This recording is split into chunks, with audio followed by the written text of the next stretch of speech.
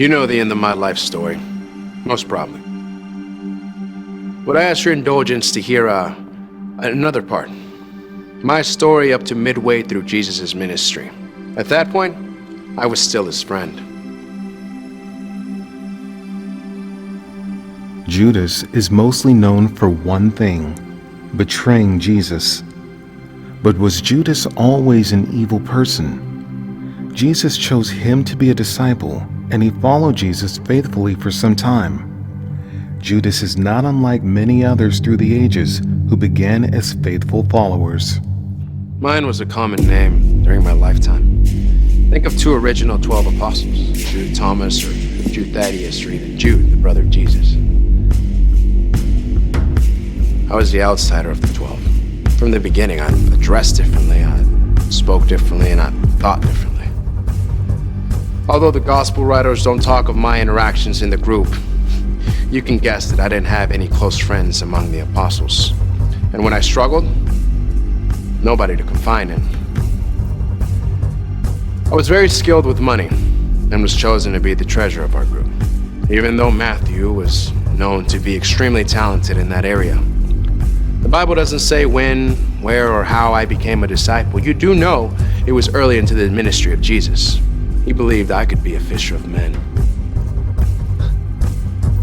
I was as dedicated as any of the other apostles those first couple of years. I wasn't outspoken, but neither were the 6 other apostles that you know very little about.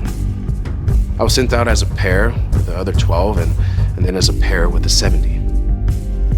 I saw Jesus do miracles and healings and heard all his teachings. I did miracles and healings. For the first couple of years, you wouldn't have been able to distinguish my ministry from the other 11. Jesus did not distinguish me from them either. He loved me as much as he loved them. I am Judas, son of Simon Iscariot.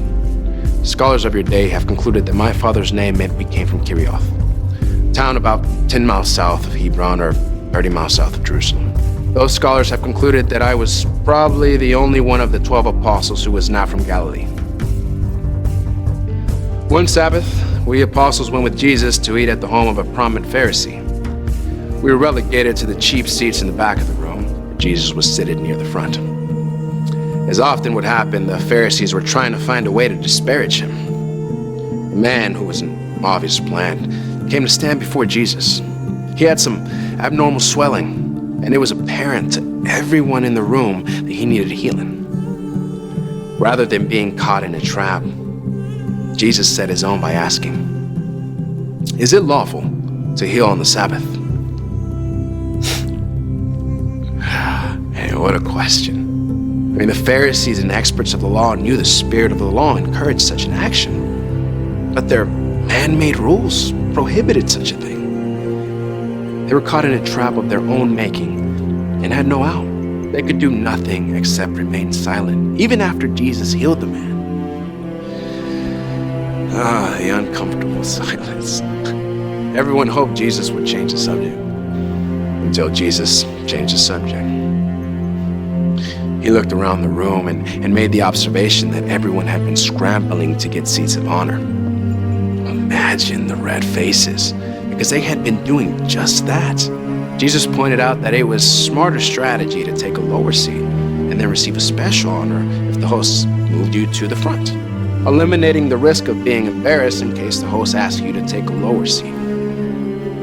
I'm sure that was embarrassing to all the guests in the room. But it was more embarrassing when they later realized he wasn't talking about seating at a dinner, but being humble in a relationship to God.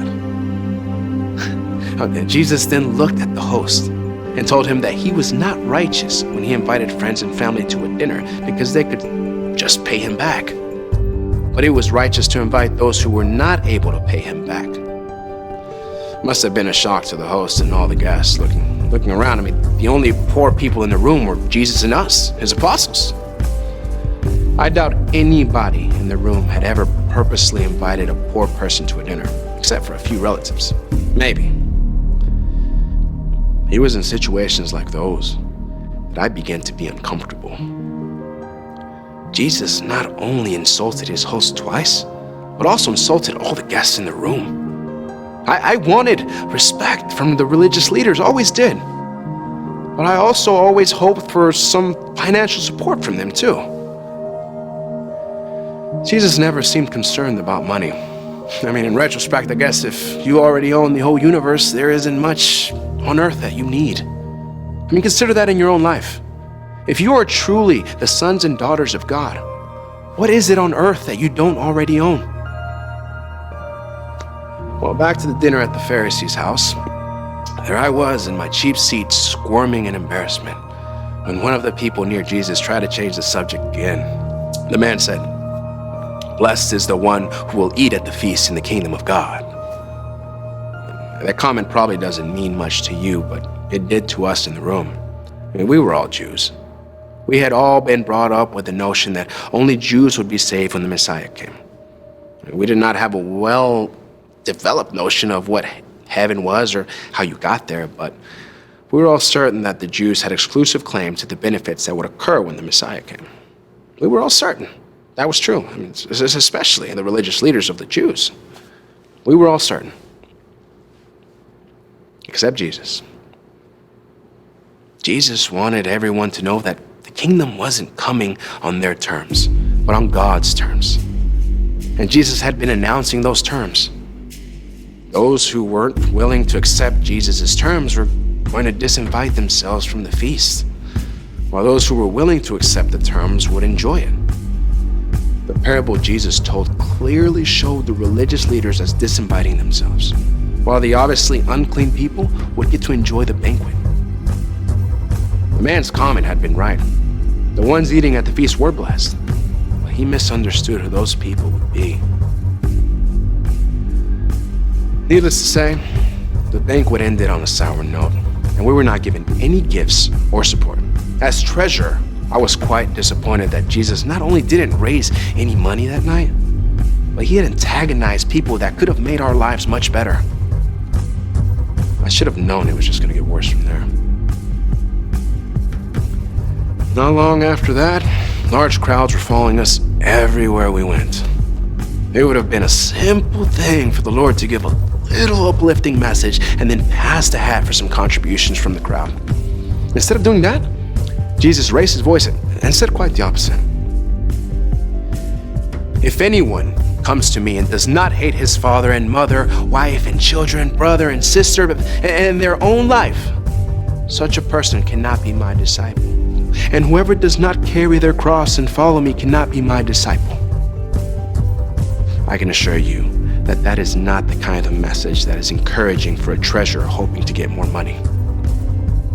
Your modern day translators and preachers can waltz around all they want, but Jesus said hate, and that is exactly what he meant. He meant that you not only had to be willing to do without those people and things in your life, but that you counted them as your enemies. And furthermore, he wanted you to become willing to give up your life literally in order to become his disciple. You can be assured that many of the crowds left before he could tell the next parable. The parable Jesus told next is my favorite because of its simplicity and obviousness. As with many of his parables, Jesus had seen something we had all seen, but had understood its deeper meaning. We had all seen buildings which were abandoned before they were finished, but never thought anything about them. Jesus understood them in a different way. He said, "Suppose one of you wants to build a tower." He finished that sentence and looked around, nodding at a partial structure in the distance. Not many of us wanted to build a tower, but many of us wanted to build houses. Won't you first sit down and estimate the cost to see if you have enough money to finish? For if you lay the foundation and are not able to finish the building, everyone who sees it will laugh at you. They will say, "This person began to build and wasn't able to finish." From his past lessons, we apostles knew Jesus wasn't talking about buildings. I can't prove it, but when Jesus said that last sentence, I believed he looked right into my eyes, or right into my soul. Maybe that was the first time I realized I was not willing to give up everything to be his disciple. And if I wasn't willing to give up everything, I probably wasn't willing to give up very much. He made me count the cost of being his disciple. And I decided that I wasn't willing to pay the price. That was the day my doubts began. I recall Jesus saying, "Whoever is not with me is against me." Now that I knew I was not wholeheartedly for him, I started finding little ways to be against him. At first, I just discounted some of the things he said. I quit praying as much, and then not at all. I quit listening with attention. I wanted to raise as much money as I could,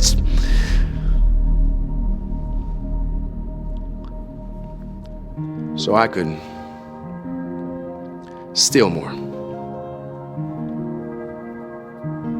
If he said I was his enemy, I would prove that I was. You want to be a friend of Jesus? How much are you willing to give up? Or not willing, as the case would be? You can't do that. You can't be unwilling to give it all up. Jesus said that. Maybe you should quit trying to do what Jesus says you cannot do. You are either his friend or his enemy. And from my own example, you don't want to become his enemy.